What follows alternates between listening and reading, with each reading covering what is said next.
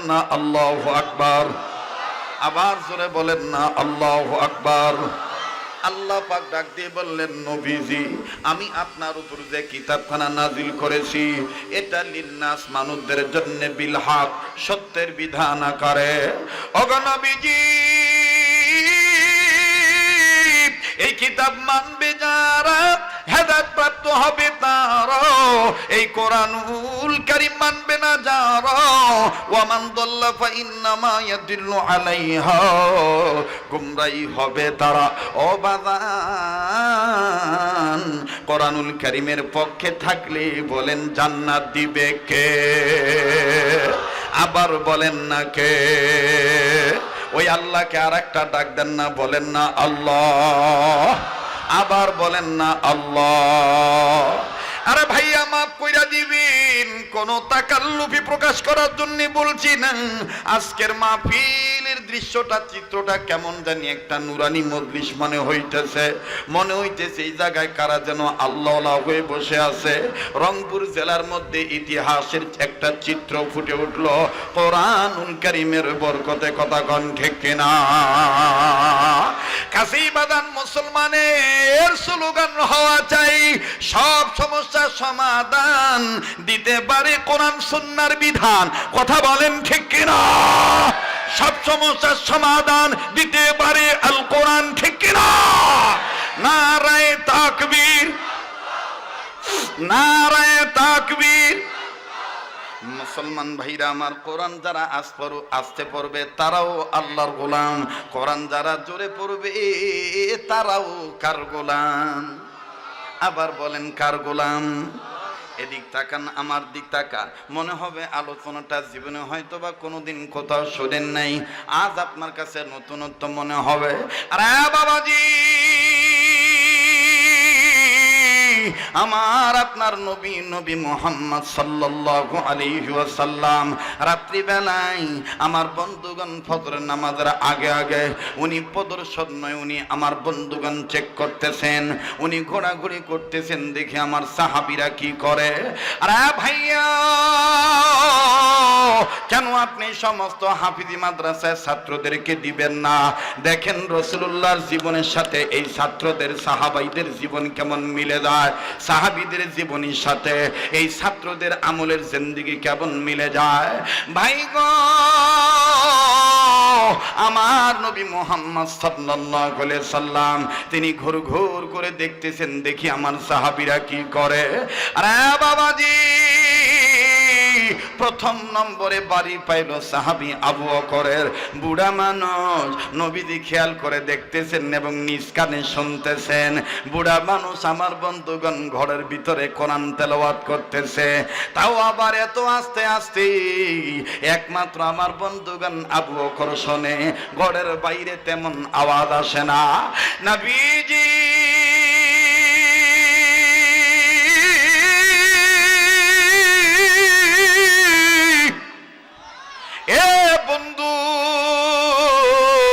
সাহাবী আবু বকর রাদিয়াল্লাহু তাআলা আনহুকে দেখে বুঝতে পারলেন আবু বকর বুড়া মানুষ কোরআন তেলাওয়াত করতেছে। যাই হোক, বুঝতে পারলাম আবু বকর কোরআন আস্তে আস্তে পড়তেছে। এবার দেখি অন্য সাহাবী কি করে। ভাই শুনতেছেন আপনারা? না আপনারা বললে বলবো, নাহলে দোয়া করে দিই, কারণ আমার কাম তো হয়ে গেছে। পাবনার ভাষায় কয় না কাম হয়েছে গাদা। এই যে আমার শরীফ ভাইয়ের বাড়ি পাবনা অঞ্চল, তো আগামী কয়েকদিন পর পাবনা যাইতেছি। পাবনা থেকে আমার এক কাকি ফোন দিয়ে কয়, গেদা তুই কবে আসপুরে পাবনা? আমি কইতেছি কে কাকিমা? কয় তোক না দেখলে ভাল থাকে না, বুঝছিস? এটা হলো পাবনার ভাষা, বুঝতে পারছেন? তো যাই হোক, আমার বন্ধুগণ, আমার বাবাদিরা, কষ্ট হচ্ছে না আপনাদের? এই নড়াচড়া করে না। হেই তুই যে টাকরা রে, হ্যাঁ ঠিক আছে, ক্যামেরার সাথে তুই মোটা বেশি। রাগ করতেছেন নাকি? বেদার হইতেছে? বলেন চলবে কি চলবে না? তাহলে আবার একটু আমাদের সিরাজি ভাইরা আজকে খুব বিপদে পড়ে গেছে। তবে না না, এটা আমি বললে ওনার ব্যাপারে মন্তব্য করা হবে না। আমাদের সিরাজি ভাই আগেও ঘন্টার পর ঘন্টা যে আলেমকে মহব্বত করছে কোরআন হাদিসের কারণে, বসেই আছে যে না আমি কথাটা শুনি, কারণ কোন কথার দ্বারা কার অন্তরে রেখাপাত করবে এটা জানে কে? যারা বলেন কে? কাজেই পায়ে হাত দিয়ে বলি, টুপি দেখে বিচার করবেন না, পোশাক দেখে বিচার করবেন না, চেহারা দেখে বিচার করবেন না, কোরআন সুন্নাহর মাপকাঠি দিয়ে বিচার করেন। খোদার কসম রাম বানেরা আমার দেশে কোথাও জায়গা পাবে না। আমরা এক এবং নেক হতে চাই, ঠিক কিনা বলেন? আমরা এক এবং নেক হতে চাই। তো হযরত ওমর রাদিয়াল্লাহু তাআলা ঘরটা দ্বিতীয় নম্বরে। আরে ভাইয়া, দ্বিতীয় নম্বরে যখন ওমরের ঘরটা পাইল, ওমরের বাড়িতে যাওয়ার আগে রাসূল সাল্লাল্লাহু আলাইহি সাল্লাম রাস্তা থেকে কানে আওয়াজ পাইতেছে, হযরত ওমর তেলাওয়াত করতেছেন, ইয়া আইয়ুহাল্লাযীনা আমানু লা তাকুলু রাঈনা ওয়া কুলু যুরনা ওয়াসমাউ।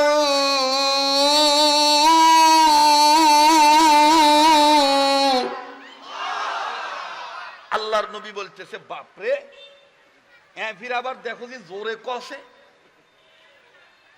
বুড়াটা আস্তে আস্তে পড়তেছে আর হযরত ওমর জোরে পড়তেছে। আরে কথা কয় করে এই ছাওয়াগুলা নামান তো, এই ক্যাপসুল ট্যাবলেট 1.5 টিকা 5 টিকা 4 আনা আদা 8 আনা সারান তো প্লিজ। মনোযোগী হন, মনোযোগী হন। আমি সঠিক সময়ে, বেশি না, এই এখন বাজে মনে করেন 12টা 20 আর বড় দর এই একটার আগেই মোনাজাত ধরবো ইনশাল্লাহ। আজকে বলছি না, ইতিহাস রেকর্ড থাকবে। কথা কয় না? গতবারের ওয়াজ হয়েছে খাপ্পা আর বেখাপ্পা। আজকে প্লাট এক মানে চ্যাপ্টার একটা, আজকে হইবে খাপ্পা। বেখাপ্পা নাই তো? বেখাপ্পা আছে নাকি? আজ বেখাপ্পা নাই, আজ হলো খাপ্পা। তবে মনে রাখবেন, কিছু লোকের কারণে বেখাপ্পা হয়ে যাইতেছে। সেটা কেমন? কিছু লোকের কর্মকাণ্ড দেখি আমাদের দেশে কিছু মুরব্বীরা কইতেছে ইমাস চাইতে ওমরাই ভালো ছিল। কথা কয় না? এমাস চাইতে ওমরাই ভালো ছিল। কেমন? এক লোক সারা জীবন চুরি করছে, করে আনতো, তো ছাওয়াগুলি ডাক দিয়ে কইতেছে, আব্বা, গ্রামের মানুষ কাহো তোমাকে ভালো কয় না। কয় চিন্তা করিস না, মুই মরার পরে তোদেরকে মরার আগে এমন বিদ্যা শিখি দিয়ে যাই, সারা জীবন কইবে তোর বাপই ভালো ছিল। এখন চ্যাংড়াগুলি কষে, বাপরে বাপ, এটা আবার ফির কোন বিদ্যা? এবার মরার আগে ডাক দিয়ে কয়, বাবা, মানুষ তো সারা জীবন আমাকে খারাপ বলছে। এই বাচ্চাদেরকে এখান থেকে সরান না ভাই। এই এই খাদেমুন, ওদিক খেয়াল কর। হাজার হাজার মানুষের কোনো সমস্যা নাই, এ পাকে কেন সমস্যা? একটু আবার তাকবীর দেন তো, লিল্লাহে তাকবীর, নারায়ে তাকবীর। তো এবার বলতেছে, বাবা, সারা জীবন তোর বাপে ভালো কইবে, শোন বিদ্যাটা। আমি তো সারা জীবন গোয়াল ঘরের থেকে গরু চুরি করে আনছি। আরে মেয়ে বাচ্চা এখানে চিল্লাইতে দেখো না তুমি? আরে মহিলারা না, এখানে বাচ্চারা আসতেছে। না না না, বাচ্চাগুলো আসি হাঁকাও পর্দা তুলিয়া কোথায় কথা কয় না। কাসুয়া চ্যাংড়ার যে অভ্যাস আর কি, বোঝেন নাই? পায়খানা, মা বাপ অনেক সময় পায়খানা ঢুকি যায়, ছাওয়া তো আর বোঝে না যে মোর মা হাগিবার ঢুকছে বা মোর বাপ মুতিবার ঢুকছে। এই চ্যাংড়া অজগুবি বাথরুমে দেখো, কথা কয় না। কাসুয়া তো কাসুয়াই বাহে, কথা কন ঠিক কিনা? তো এইবার ডাক দিয়ে করতেছে, বিদ্যাটা শিক্ষা দেই। আমি তো সারা জীবন গোয়াল ঘরের থেকে গরু চুরি করে আনছি, কোনোদিন গোয়াল ঘরে আগুন লাগাই নাই, ডাকাতি করছি, কোনোদিন মানুষ মারি নাই, খুন করি নাই। কিন্তু তোরা আমার ছাওয়া, আমার মরার পরে গোয়াল ঘরের থেকে গরু চুরি করে আনবো ঠিকই, আবার গোয়াল ঘরে কেরোসিন তেল ঢেলে দিয়ে আগুন লাগাইয়া জ্বালায়া শেষ করে দিবি। আর ডাকাতি করি আসার সময় নারী পাইস আর পুরুষ পাইস মারি ফেলাবো, তখন দেখবো জনগণ কি কয়। এখন এই মা বাপ মরার পরে এই চ্যাংড়াগুলা বাপের বুদ্ধিতে তাই করছে। এখন এলাকার সবাই বলতেছে, ওমার চাইতে তোমার বাপই ভালো ছিল, ওমর বাপ তো খালি চুরি করছে, ঘর তো আগুন লাগায় নাই, কথা কয় না। কিন্তু এরা তো দেখতেছি চুরিও করে আগুনও লাগায়। ঠিক বর্তমান আমাদের সমাজে রাম বামের কিছু চাটুকারদের চরিত্র মুখোশ উন্মোচিত হয়ে গেছে। তারা তাদের চরিত্র প্রকাশ করে দিয়ে বলে দিতেছে, বুঝায় দিতে চায় আগের তো কি খারাপ ছিল, আমরা কিন্তু চাইতেই তো খারাপ। আমরা বলতে চাই যত খারাপই হও আল্লাহ রঙের রঙিন হবে যারা, বাতিলের চক্রাঙ্গানিকে ভয় পাবে না তারা। মত হ্যাঁ তকবীর পরে দিস, ধরে নিয়ে যাবি, চলবে কি চলবে না? এবার আল্লাহর নবী ওমরের কাছে গেছে, ওমরের ঘরের ভিতর থেকে জোরে জোরে কোরআন তেলাওয়াতের আওয়াজ আসে। সুবহানাল্লাহ কন, আর একবার কন সুবহানাল্লাহ। আল্লাহর নবী ডাক দিয়ে বললেন, মালিক।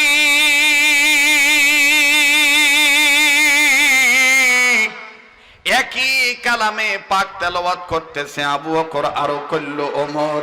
কিন্তু আবু বকর দেখতেছি আস্তে আস্তে ভরে। আজ যারা আমার বন্ধুগণ এরকম বলে ওয়াজ করবে, ওয়াজের মধ্যে কেন গরম ভাষণ দিবে, গরম বক্তব্য দিবে, এর একটু তুলতুলা কথা বলবে, তেল মালিশ করা কথা বলবে।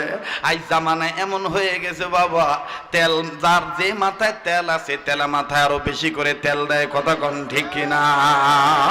তেলা মাথায় তেল মারিয়া ফায়দা নেই যে লুটিয়া, তেল বিনে চলে না দুনিয়া।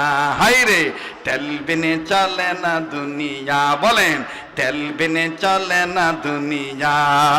তেলা মাথায় তেল মারিয়া ফায়দা নেই যে লুটিয়া, তেল বিনে চলে না দুনিয়া। বলেন বলেন, তেল বিনে চলে না দুনিয়া। নারিকেল সরিষা তিসি বাদাম সোয়াবিন, সূর্যমুখী তিলের তেলের ডিজেল কেরোসিন, ভাইরে ডিজেল কেরোসিন, কথা কয় না? নারিকেল সরিষা তিসি বাদাম সোয়াবিন, সূর্যমুখী তিলের তেলের ডিজেল কেরোসিন, ভাইরে ডিজেল কেরোসিন। দাওয়াখানা কবিরাজি হোমিওপ্যাথি তেল, কথা কয় না রে? দাওয়াখানা কবিরাজি হোমিওপ্যাথি তেল, ওরে গিন্নির মাথায় তেল দিনে, ওরে গিন্নির মাথায় তেল দিনে মাথা যায় ঠান্ডা হইয়া। এটা আমার থাকি বানায় কইলাম, কথা কয় না, কারণ ওইটা কইলে গাঁত আগুন ধরবে, এদের একটু পাশ কাটি গেলাম, কথা কয় না রে আমার ভাইরা। হরেক রঙের তেল, ডিজেল পেট্রোল অকটেন ফকটেন কত রঙের তেল, তেল লইয়া চলছে ভাইরে নানান রঙের খেল, কথা কয় না? ডিজেল পেট্রোল অকটেন ফকটেন কত রঙের তেল, তেল লইয়া চলছে ভাইরে নানান রকম খেল। আল্লাহ আমাদেরকে ঘুষ মুক্ত জীবন দান করেন, আল্লাহ আমাদেরকে দুর্নীতি মুক্ত সমাজ গঠন করার তৌফিক দান করেন। আবার বলেন আমিন। কারণ কোরআন আপনাকে শিক্ষা দিতে চায় জওয়ানরাও ঘুষ খাবে না, বুড়ারাও ঘুষ খাবে না, যুবকেরাও দুর্নীতি মানবে না, বুড়ারাও দুর্নীতি মানবে না, কথা বলেন ঠিক কিনা? এবার সাহাবী আবু বকর ওমর রাদিয়াল্লাহু তাআলা আনহু নামাজ যখন শেষ হইল, ফজর নামাজের শেষে আল্লাহ রাসূল সব সাহাবীদেরকে বিদায় দিলেন, আর দুই হাত উঁচু করে দিয়া ডাক দিয়ে কয়, ওমর আবু বকর তোমরা দুইজন আমার পাশে এসে দাঁড়াও। এইবার বাজান সাহাবী আবু বকরকে ডাইনে নিলেন, আর বাম সাইডে বাজান ওমরকে নিলেন। কিতাব প্রমাণ করে বন্ধু, আপনি কিতাবখানা স্টাডি করে দেখবেন, হাদিসের কিতাব আপনি খুলে দেখবেন।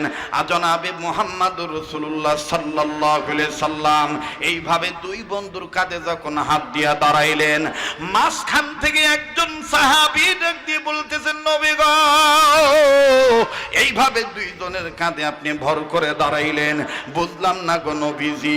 আল্লাহর নবী ওমর আর আবু বকর দেখে তাকাইয়া হেসে হেসে ডাক দিয়ে বলতেছেন, শুনে নাও আল্লাহর বান্দা, দুনিয়ায় যেভাবে দুইজনের কাঁধে হাত রেখেছি, আখিরাতের ময়দানে হাসরের মাঠে এইভাবে আমরা তিনজন জান্নাতে যাব। আরো জোরে জোরে বলেন না সুবহানাল্লাহ। আবার আমার নবীজি ডাক দিয়ে বললেন, আবু বকর, আপনাকে যে কথাটা জিজ্ঞাসা করার জন্য থামাইছি। আবু বকর বলতেছেন, নবী কি বলবেন বলেন তো দেখি। আল্লাহ নবী ডাক দিয়ে বলতেছেন, বন্ধু আবু বকর, আপনি গত রাতে কোরআন তেলাওয়াত করতেছিলেন কিন্তু আওয়াজটা ছিল কম, আস্তে আস্তে আপনি কোরআন তেলাওয়াত করতেছিলেন, কারণটা কি? এবার বাজান আবু বকর ডাক দিয়ে বললেন, নবী কথা শেষ হলে পরে বলবো, আরো কোনো জিজ্ঞাসা আছে কিনা বলেন তো দেখি। আল্লাহর নবী ওমর রাদিয়াল্লাহু তাআলা আনহুকে ডাক দিয়ে বললেন, ওমর রে, এইবার তুমি বলো, তুমি কেন জোরে জোরে পড়তেছিলা? বুড়া মানুষ পড়তেছিল আস্তে, তুমি জওয়ান মানুষ জোরে পড়তেছিলা, কারণ কি? কিন্তু রে বাদান, ঘটনার লেখক যিনি লিখেছেন কিতাবের মধ্যে পাওয়া যায়, বাবা আবু বকরকে জিজ্ঞাসা করার সময় আকাশে কোনো মেঘ ডাক দেয় নাই, আকাশে বিজলি চমকায় নাই। ওমরকে যখন জিজ্ঞাসা করছে, ওমর যখন উত্তর দিতে চায়, ঠিক তখনই বাজান আকাশে বিজলি চমকাইছিল। আব্দুল্লাহ বিন মাসউদ রাদিয়াল্লাহু তাআলা আনহু ডাক দিয়ে বলে, ব্যাপার কি নবী গো? ওমর রাদিয়াল্লাহু তাআলা আনহু, ভাই ওমর যখন জোরে কোরআন তেলাওয়াত করার কথা স্বীকার করতে গেল, তখনই কেমন জানি পূব আকাশে মেঘ ডাক দিল, আবার বিজলি চমকাইলো, বুঝলাম না।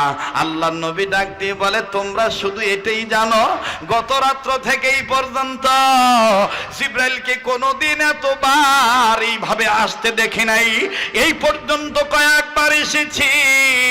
এবারংবার ডাক দিয়ে বলেছে, নবী গো, ওমর আর আবু বকরকে জিজ্ঞাসা করবেন কেন আসতে পরে আর জোরে পড়ে।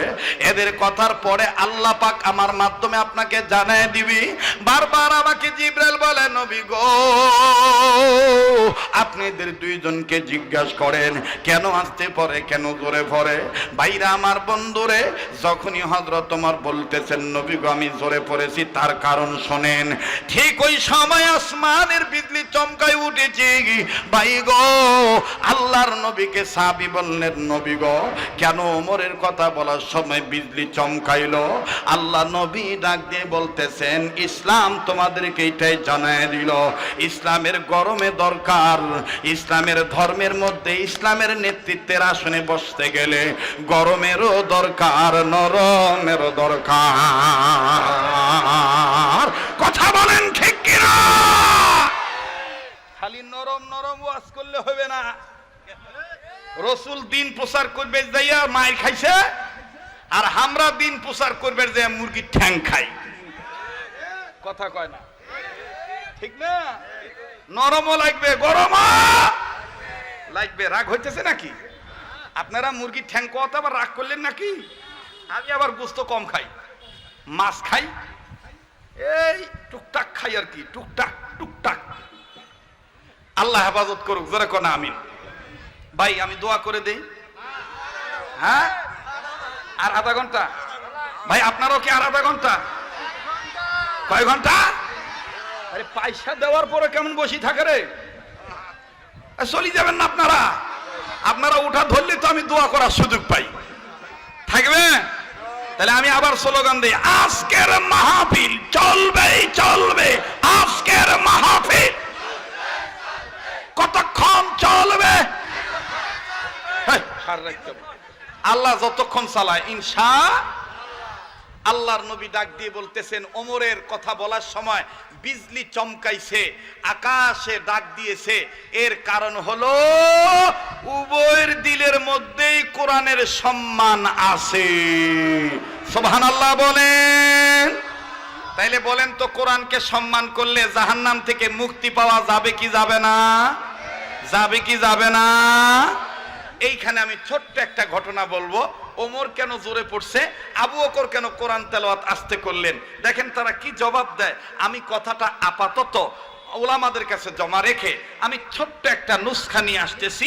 আমাদের পূর্বপুরুষ আকাবির হযরত উলামা একরাম যারা ছিলেন, ফকিহুল ইরশাদ কুতুবুল আলম হযরত ফকিহুন নফস মুফতি রশিদ আহমদ গঙ্গী রহমতুল্লাহ আলাই, ওনার জীবনী থেকে ছোট্ট একটা কথা আমার মনে পড়ে গেছে।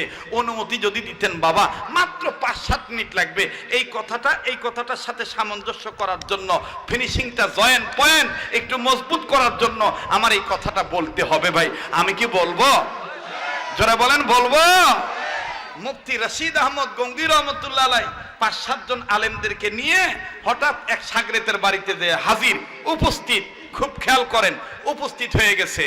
বাড়িওয়ালা ডাক দিয়ে কয়, হুজুর, ওগো হুজুর, আপনি আমাকে না জানাই এইভাবে চলে আসলেন, আমাকে না জানাইয়া। আল্লাহর ওলি রশিদ আহমদ গঙ্গী রহমতুল্লাহ ডাক দিয়ে বলতেছেন, বেটা তুমি কোরআনের হাফেজ, তুমি সাহেবুল ইলম, তুমি আলেম মানুষ। গত রাত্রে আমি তোমাকে স্বপ্ন দেখেছি। আমি তোমার কাছে আসার জন্য কোনো চিঠি দেওয়ার প্রয়োজন মনে করি নাই। আমি 5-7 জন আলেম নিয়ে এসেছি। ভক্ত লোকটা ডাক দিয়ে বলতেছেন, হযরতজি অনুমতি যদি দিতেন আমি বাজার করে নিয়ে আসি, আপনাদের মেহমানদারি করব। ভাই গো, এই কথা বলি আমি মোনাজাতের দিকে চলে যাব, ফিনিশিংয়ের দিকে যাব। আরে বাবাজি, কেউ যদি চলে যায় বাজান তাদেরকে চলে যেতে দিবেন, খবরদার কারো যাওয়া দেখে কেউ যাবেন না। এইটা তো সেই মাঠে ভাইয়া, যেই মাঠে রাত্র 2টা পর্যন্ত বয়ান হয়েছে। এইটা তো সেই এলাকা বাবা, যেই এলাকায় গভীর রজনী পর্যন্ত আমি মাহফিল করেছি। ঝড় বৃষ্টি উপেক্ষা করে আপনারা বয়ান শুনেছেন। কথা বলেন ঠিক না বেঠি? ও ভাইয়া, পর্দার আলার মা বোনেরা, শয়তানের ধোঁকায় পড়বেন না। শয়তান বুঝে ফেলে দিয়েছে এই পাগলা আজকে যেই পাগলামি করেছে, আল্লাহর সাথে যেইভাবে তার নেটওয়ার্কটা জোড়া লাগাইছে, আজ যদি এই পাগলাটা কাবা ধরা হাত তুলিয়া দোয়া করে, আল্লাহ আজকে দোয়া ফিরে দিবে না। অতএব যাকে পারবো তাকে নিয়ে যাব। আমার বন্ধুগণ, শয়তানির ধোঁকায় পড়া যাবে না। আরে বাবাজি, রশিদ আহমদ গঙ্গী রহমতুল্লাহ আলাইহি বললেন, বাজারে যাওয়া লাগবে না, আমাকে তুমি জলদি করে আগে বসতে দাও। বলে, না না হযরত, আপনাকে তো অবশ্যই বসতে দেব, আমাকে বাজারে যাওয়ার অনুমতি দেন। বলে, আমি কিচ্ছু খাবো না। বলে, আপনার মেহমানদারি না করি? উম্মতের আলেম যারা আছে আপনার সাথে, তাদেরকে তো মেহমানদারি করাইতে হবে। বলে, তাইলে তুমি যাও, বাজারে যাও। তবে তুমি শুনে নাও বেটা, বাজারে যাওয়ার আগে এক বদনা পানি আমারে দিয়ে যাও। বাবা, এই বয়ান সবার ভালো লাগবে না।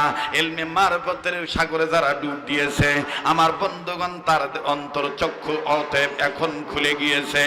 আল্লাহর ওলি রশিদ আহমদ গঙ্গুহি রাহমাতুল্লাহি আলাইহি ডাক দিয়ে বললেন, বাজারে যাওয়ার আগে জলদি করে এক বদনা পানি এনে দাও, আমি ওযু বানাবো। তুমি আসতে আসতে আমি আরো 2 রাকাত নামাজ আদায় করব। আওয়াজ দিয়ে বলেন না সুবহানাল্লাহ। এইবার বাড়িওয়ালা মাওলানা মানুষ, ও বাজান আলেম মানুষ, তড়িৎ গতিতে যখন আমার বন্ধুগণ পানি এনে দিলেন, এক বদনা পানি।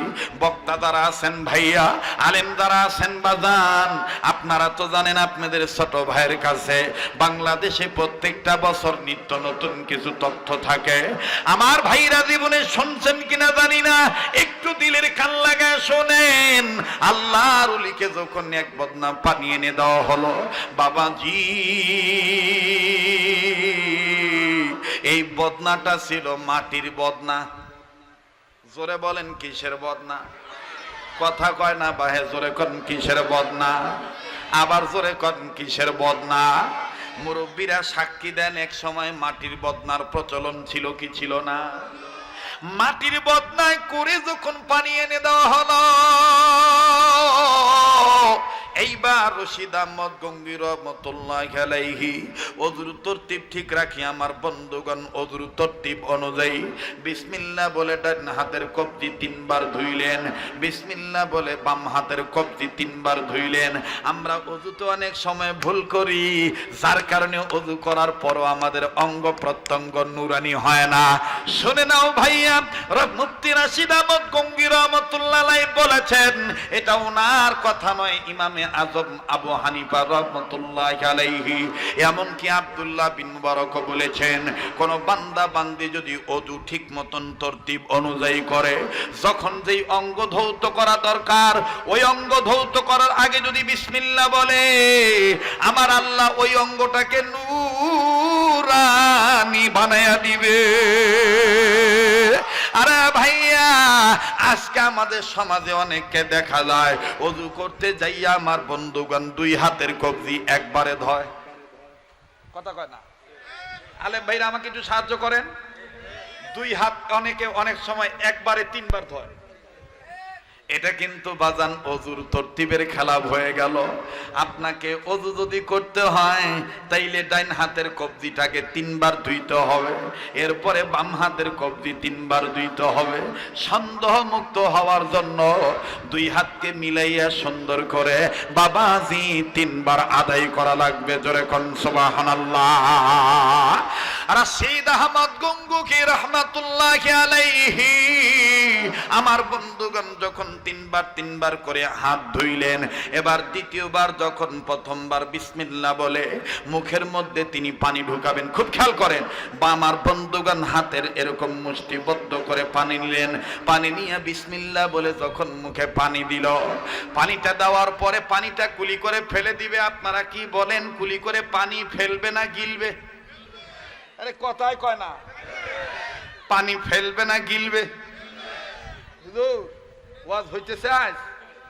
পানি ফেলবে না গিলবে? রাশিদ আহমদ গঙ্গি রাহমাতুল্লাহি আলাইহি পানিটা মুখের মধ্যে দিয়া বাজান গিলেও না ফেলায়ও না, ওরে গিলেও না ফেলায়ও না, কি একটা বেকায়দায় ফেলায় দিল। মুখের মধ্যে পানি দিয়া কেমন জানি বোবার মতন হয়ে গেছে। পানি এখন গিলেও না আর ফেলেও না। উপস্থিত 8 জন আলেম ছিল। ব্যাপার কি, হুজুরের কি হইল নাকি আবার স্ট্রোক করলো? হুজুর কেন পানি গিলে না, হুজুর কেন পানি ফেলে দেয় না? একটা কিছু তো করবে। আমার ভাইরা কিছুক্ষণ পর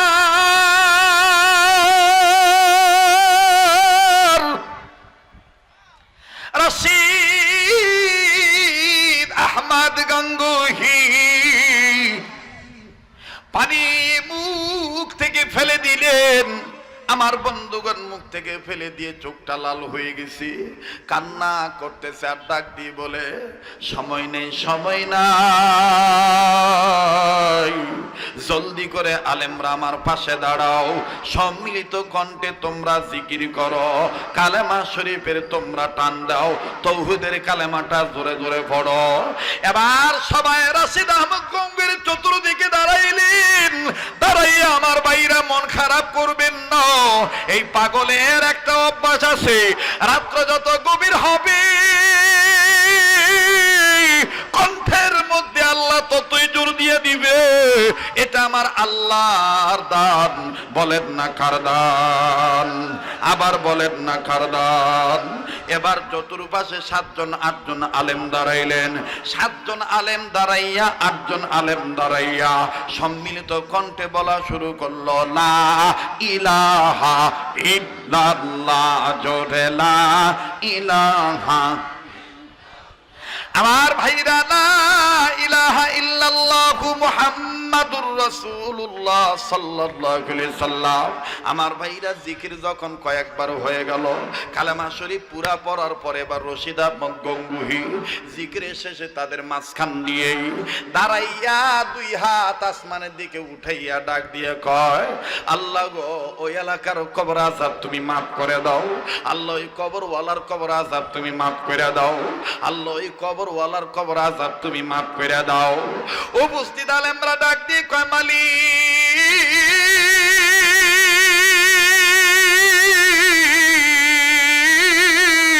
ওগো আমার দয়ার আল্লাহ, দেন না একটা ডাক, দেন না, মায়া লাগায় বলেন না আল্লাহ। আবার বলেন না আল্লাহ।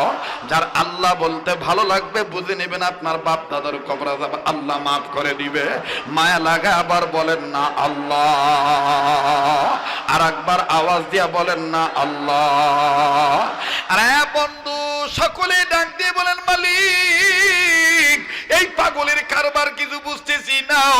বাবাজি গত বছর ওয়াদা দিয়েছিলাম আল্লাহ পাক যদি পান্নার দিকে নিয়ামত এলাকায় আবার আনে, রংপুরের জমিনে কেরামত আলী জনপুরীর মাজার আছে। কেরামত আলী জনপুরীর নাম কেন কেরামত আলী হলো, এটার একটা ব্যাখ্যা আমি আপনাদের কাছে শোনানোর ওয়াদা করেছিলাম, কিন্তু কপাল আমার মন্দ, কালেকশন আগে করার কারণে সময় লেগে গেল দ্বন্দ্ব। কপাল আমার মন্দ, কালেকশন আগে করার কারণে সময় লেগে গেল দ্বন্দ্ব। বাজানরে কথাটাও যদি হইল আকারে ছন্দ, আমি মিটাই দিব আগামী 21 অক্টোবর ইনশাআল্লাহ। ওই জায়গায় আমি বলবো কেরামত আলীর নাম কেন কেরামত আলী রাখা হলো। সাংঘাতিক তত্ত্ব বাজান এই পাগলের মেমোরিতে জমা আছে। আমার ভাইরা বলেন কবুলের মালিক কে? আওয়াজ দিয়া বলো না কে? আর একবার আওয়াজ দিয়া বলো কে? মুসলমান ভাইরা আমার বন্ধুরে, আজ কেমন জানি আমার বন্ধুগণ ভালোবাসার ভূতে ধরেছে, যেই দিকে গলায় টান দেয় ওই দিকেই যায়। কথা কয় ঠিক না? ঘুমাইতেছেন নাকি হুজুর? ঘুম ধরছে? মাশাআল্লাহ। আয় আল্লাহ, এই রুনা জারি করনেওয়ালা ব্যক্তির উসিলা আমাদেরকে মাফ করে দাও, বলেন না আমি। এই জন্য তো বাজান কোন কবি বলেছেন, ওরে চিনিলে খড়ি ওরে চিনিলে জরি,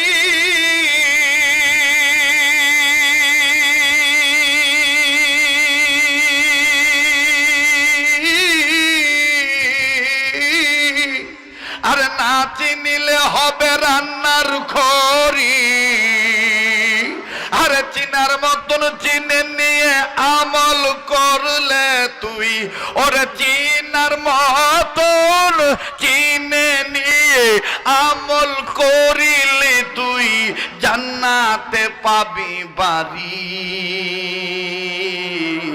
বলে গেল পাগল সাধক শরীয়ত পুরি। কথা বলেন ঠিক কিনা? চিনিল যারা পাইল তারা, জোরে চিনিল যারা পাইল তারা, চিনিনি যারা পাইনি তারা, চিনিনি যারা পাইনি তারা, সত্যিকারের চিনে নিয়ে কেউ হয়েছে গৃহহারা, মূলে তারা আল্লাহ নবীর পাগল পারা। চিনছে যারা পাইছে তারা, চিনি নাই যারা পায়নি তারা। লিল্লাহ তাকবীর। আল্লাহ আমাদের কবুল করে। তো হুজুর এবার রংপুরিয়া ভাষায় কয়, হুজুর কোনা মুখত পানি ঢুকি দি চুপ করিয়াছে, এরপরে পানি ফেলি দিয়া এবার দু হাত তুলিয়া বলতেছে তোমরা জিকির করো আর আমি আল্লাহর কাছে বলি, আল্লাহ ওই কবরওয়ালার আযাব মাফ করে দাও, ওই কবরওয়ালার আযাব মাফ করে দাও। এখন বাড়িওয়ালা আর হুজুররা বলতেছে, হুজুর কেন বললো ওই কবরওয়ালার আযাব মাফ করে দাও? এ পাশেও তো কবর আছে, কথা কয় না তো হুজুর কেন কইলো ওই কবরওয়ালার আযাব মাফ করে দাও? বদনার কথা মনে হয়ে গেছে আর একটা কমু নাকি? না বলা লাগবে না? হ্যাঁ আসতেছি, আস্তে আস্তে আসতেছি, থামেন। আমার বন্ধুগণ, এবার হযরত ডাক দিয়ে বলতেছে যে তোমরা আমার কাছে জানতে চাচ্ছ, পরে জানিও, আগে আমি ওযু করি।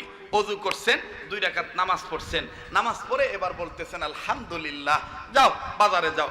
এবার লোকেরা বলতেছে হুজুর আগে বলেন কি হয়েছে আপনার, আপনি মুখের ভিতর পানি দিয়ে চুপ থাকলেন কেন? রশিদ আহমদ গঙ্গি বলতেছে, বাবারে মাটি বদনাত পানি আনি দিছ, যে বদনা দিয়া যে মাটি দিয়া বদনা বানাইছে, এই মাটির বদনার পানি যখন মুখে দিছি তখন কেমন জানি আমার মুখটায় তিক্ত লাগি উঠছে, তিতা হয়ে গেছে। আল্লাহু আকবার। আমি তখন সাথে সাথে চোখ বন্ধ করলাম, মুখের পানি না ফেলে দিয়ে আমি আল্লাহর সাথে টাওয়ারটা লাগাইলাম, আমি আল্লাহর সাথে নেটওয়ার্কটা মজবুত করলাম, করে বললাম আল্লাহ এই মাটির বদনার পানি তিতা কেন? আমার ভাইরা কে যেন বলে দিচ্ছে, রশিদ আহমদ গঙ্গুহি, মাটির বদনার পানি তিতা হওয়ার কারণ দুটি। যে এলাকায় যে মাটি কখনো বেশি পুড়ে যায়, হয় ওই পোড়া মাটি তিতা লাগে, না হয় পোড়া মাটি নোনতা লাগে। কথা কয়, মাটি যদি বেশি পুড়ে যায় হয় বেশি তিতা লাগে, নালে কি লাগে, নুনতা লাগে। এবার রশিদ আহমদ গঙ্গি বলতেছেন, আল্লাহ তিতা লাগার কারণ কি? মুসলমান ভাইরা আমার, বন্ধুরে, ডাক দিয়ে বলতেছেন, আল্লাহর গোলাম, তিতা হওয়ার কারণ হলো যেই এলাকার মাটি দিয়ে বদনা বানানো হয়েছে, বাজান খুব খেয়াল করবেন, ডেকে ডেকে বলতেছেন যেই এলাকার মাটি দিয়ে বদনা বানানো হয়েছে, রশিদ আহমদ গঙ্গুহি, ওই এলাকায় একটা কবর আছে, এই কবরের মধ্যে সাংঘাতিক আযাব হইতেছে। আযাব হওয়ার কারণে অত্র এলাকার সমস্ত মাটি তিতা হইয়া গেছে, আর এই তিতাযুক্ত মাটি দিয়া বদনা বানাইছে। আমার বাইরা আলেমরা তখন থরথর করে কাঁপতেছে আর কান্নাকাটি করতেছে, হায় হায় সাংঘাতিক কথা। আল্লাহওয়ালাদের বাতিনি চোখ খোলা আছে না নাই? জোরে বলেন, তাদের অন্তর চক্ষু খোলা আছে না নাই?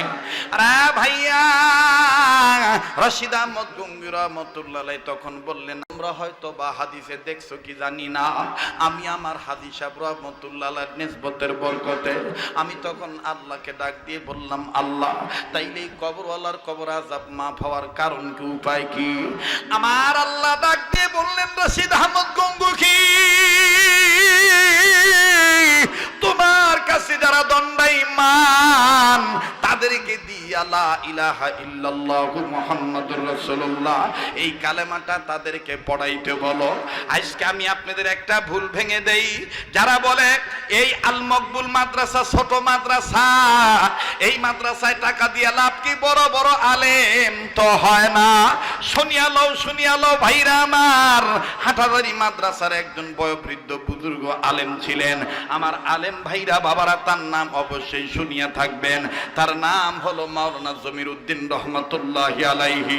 মাওলানা জমিরউদ্দিন রহমাতুল্লাহি আলাইহি তিনি তার কিতাবের মধ্যে লিখেছেন, মাদ্রাসা ছোট হোক আর বড় হোক, তুমি আলেম হও আর নন আলেম হও, তোমার ইলম থাক আর নাই থাক, তুমি কিচ্ছু জানো আর না জানো, যদি তুমি ছোট্ট একটা সন্তান হিসাবে, যদি তুমি মুসলমান হিসাবে কালেমা তৈবাটা একবার সহি করে পড়তে পারো, আর তোমার মা বাপ যদি মরে যাইয়া থাকে, ওই মরা মা বাবার কবরের পাশে দাঁড়াইয়া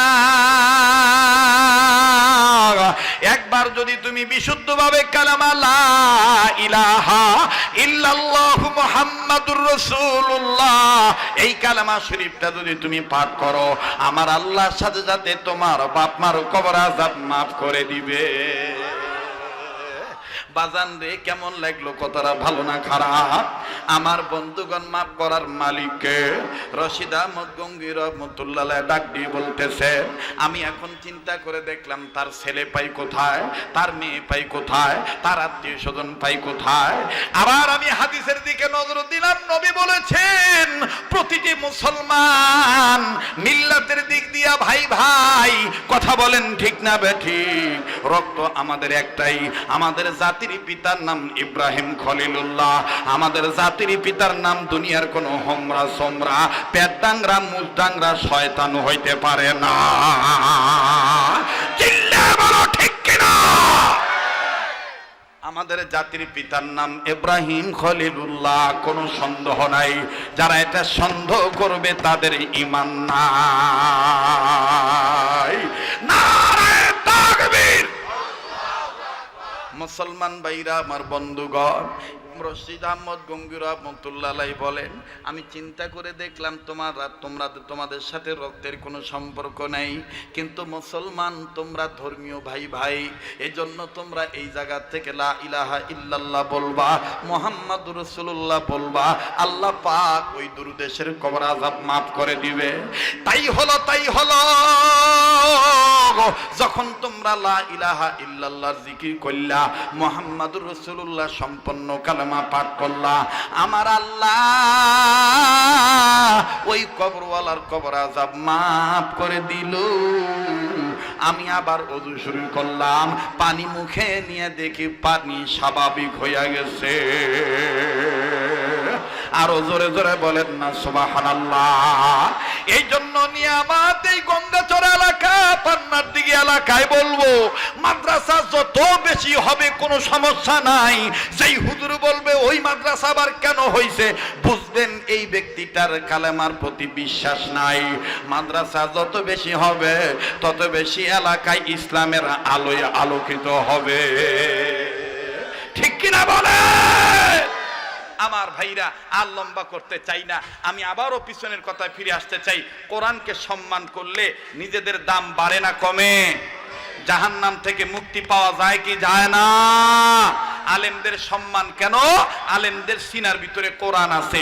কোরআন যাদের মধ্যে থাকবে আমল করবে, যারা কোরআন দিয়ে রাষ্ট্র পরিচালনা করবে, যারা কোরআন দিয়ে পরিবার চালাবে, তাদেরকে দুনিয়া আখিরাতে সম্মান দিবে কে? এবার ডাক দিয়ে বলতেছে, বন্ধু আবু বকর, আপনি যে আস্তে আস্তে পড়তেছেন কারণ কি বলেন তো? হযরত আবু বকর বলতেছেন, ইয়া রাসূলুল্লাহ, ইয়া হাবিবাল্লাহ, আমি আস্তে পড়ার নিয়ত হলো, আমার দিল সাক্ষী দিয়েছে আস্তে পড়লো যে আল্লাহ শুনবে, জোরে পড়লো ওই আল্লাহ শুনবে। সুবহানাল্লাহ কর। এবার ওমরে জিজ্ঞাসা করছে, ওমর তুমি এত জোরে পড়তেছিলা কেন? হযরত ওমর কয়, ইয়া রাসূলুল্লাহ, আমি যুবক মানুষ, আমার জোরে পড়ার কারণ হলো বিধান আল্লাহর জমিনে আল্লাহর আইন আমি তেলাওয়াত করব, আল্লাহর কালাম আমি পাঠ করব, আল্লাহর কালাম আমি তেলাওয়াত করব, আল্লাহর সাথে আমি কথা বলবো। আমি তাদের ঘুম ভাঙাইতে চাই যারা আল্লাহটা খায়াও আল্লাহর জমিনে ঘুমায় থাকে, আল্লাহর কালামের সাথে সম্পর্ক রাখে না, আল্লাহর আইন মানতে চায় না, দুনিয়ার বেদ আর পড়তে চায় গীতা, বেদ আর পড়ে গীতা পড়ে হয়ে গেছে যারা তিতা। ওগো নবী, এই তিক্ত মানুষদেরকে আমি মিষ্ট বানানোর জন্য ইসলামের বাণী উচ্চ আওয়াজে প্রকাশ করি। আল্লাহু আকবার বলে, আরো জোরে কোন আল্লাহু আকবার। এবার বিশ্ব নবী তখন তো কাঁধে হাত নিয়ে বলছে, এখন নবীজি দুইজনের হাত উঁচু করে বলতেছেন, আপনারা সাহাবীদেরকে বলতেছে, আপনারা বলেন, আমি বলবো, আপনারা বলবেন। রাসূল বলতেছেন, রব্বানা তাকাব্বাল মিন্না ইন্নাকা আনতাস সামিউল আলিম। সাহাবীরা বলতেছেন, আল্লাহুম্মা আমিন। যখন দোয়া শেষ হয়ে গেল, আল্লাহ রাসূল বলতেছেন, হাশরের ময়দানে তো কাঁধে হাত রেখে তো জান্নাতে যাবই তিনজন একসাথে, কিন্তু জান্নাতের গেটের কাছে যাইয়া তিনজন তো আর একসাথে এইভাবে ঢোকা যাবে না। দুনিয়াতে এক দুয়ারের মধ্যে তিনজন একভাবে কাঁধে হাত রেখে ঢোকা যায়? তখন আল্লাহ রাসূল বললেন, ওই কাঁধ থেকে হাত সরাইয়া আমার ডান দিক থাকবে আবু বকর, বাম দিক থাকবে ওমর, মাঝখানে আমি রাসূলের হাত থাকবে। এইভাবে টেনে নিয়ে দুইজনকে একসাথে তিনজন জান্নাতে যাব। সুবহানাল্লাহ বলে। আমার ভাইরা, পরিশেষে ক্ষমা মার্জনা দৃষ্টিতে দেখবেন, আমাকে মাফ করে দিবেন। বেঁচে থাকলে আবার দেখা হবে ইনশাআল্লাহ। দোয়া না করে কেউ যাবেন না। যারা দাঁড়িয়ে আছেন বসেন, মেহরবানি করে সবাই বসে পড়েন। ভাইয়া, ও ভাইয়া, ও বাবা, কার দোয়া কখন কবুল হবে এটা কেউ জানে না বাবা, এক্ষুনি দোয়া হয়ে যাবে। কেউ দোয়া না করে যাবেন না, মেহরবানি করে ভিতরে প্রবেশ করেন। এখন আল্লাহ থামেন, আল্লাহর হস্তে অনুরোধ করে বলবো। কেন বলতেছি জানেন? আমার দিল বারবার বলতেছে আজকের মাহফিলের দোয়া আল্লাহ ফিরে দিবে না, দোয়াটা কবুল হয়ে যাবে। কেননা আজকের মাহফিলের চিত্রটা ব্যতিক্রম হয়ে গেছে। কথা বলেন ঠিক কিনা? আল্লাহ কবুল করেন। এক্ষুনি মাদ্রাসার মুহতামিম সাহেব আপনাদের কাছে কিছু কথা বলবেন।